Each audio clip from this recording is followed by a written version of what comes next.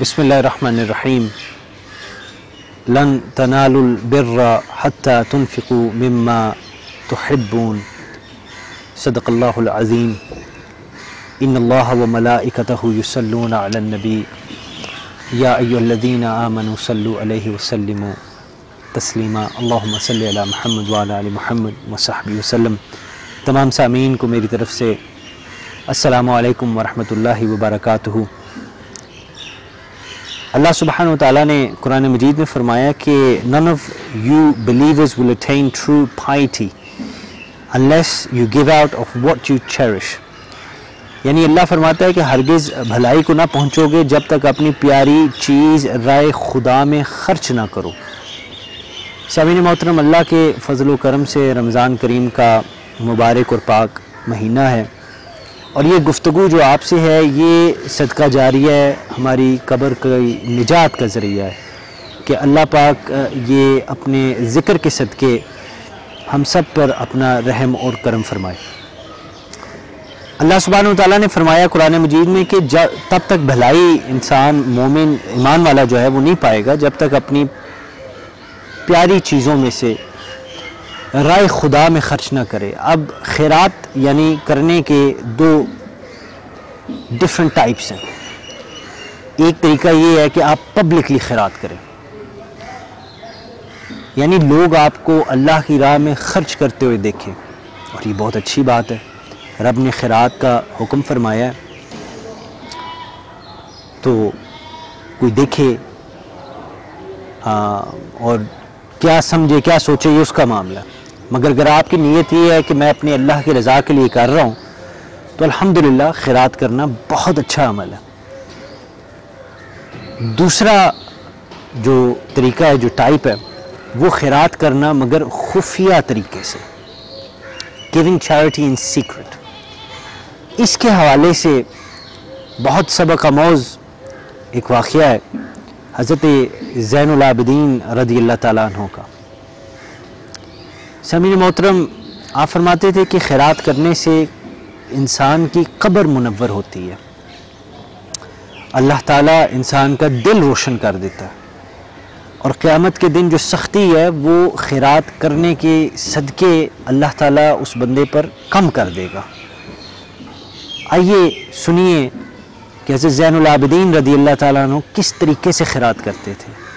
آپ خفیہ طریقے سے خیرات فرماتے تھے، اور آپ خیرات اس طرح کرتے تھے کہ رات کے وقت اپنی پشت مبارک پر نواسۂ رسول صلی اللہ علیہ وسلم کے لخت جگر حضرت زین العابدین رضی اللہ تعالیٰ عنہ اپنی پشت مبارک پر، اپنی کمر پر خود آٹے کی بوریاں اٹھاتے تھے اور لاد کر مدینہ پاک کے گھر گھر میں جا کر دروازے تک پہنچاتے تھے، ان کے لیے جن کے پاس کھانے کو کچھ نہیں تھا۔ یہ بہترین میں سے بھی بہترین لوگ ہیں جن کا یہ عمل ہے، جن کا میں ذکر کر رہا ہوں۔ جب آپ کا وصال ہوا، اور اس عمل کا کسی کو نہیں پتا تھا، انفیکٹ جن بندوں کو آپ یہ کھانا پہنچاتے تھے، خیرات کرتے تھے، ان کو بھی نہیں پتا تھا کہ رات کو کون ہمیں یہ کھانا دے کے چلا جاتا۔ جب حضرت زین العابدین رضی اللہ تعالیٰ عنہ کا وصال ہوا اور آپ نے زندگی میں کوئی کم دکھ نہیں دیکھے، جب آپ کا وصال ہوا تو آپ کو غسل مبارک دیا جا رہا تھا، اور اس وقت آپ کی پشت مبارک پر دیکھا گیا تو دو سیاہ نشان تھے۔ غسل دینے والے بڑے حیران ہوئے، مگر جب انہوں نے قریب ہو کر دیکھا اور اس چیز کی تحقیق کی گئی تو پتہ چلا کہ یہ وہ بوریاں اٹھا اٹھا کر نشان پڑے ہیں جو رات کے وقت آپ لوگوں تک خیرات، کھانا، آٹا پہنچایا کرتے تھے۔ تو دو طریقے ہیں خیرات کرنے کے، دونوں اچھے طریقے ہیں، خیرات کرنی چاہیے۔ یہ پہلا عشرہ ہے رمضان شریف کا، یہ رحمت کا عشرہ ہے۔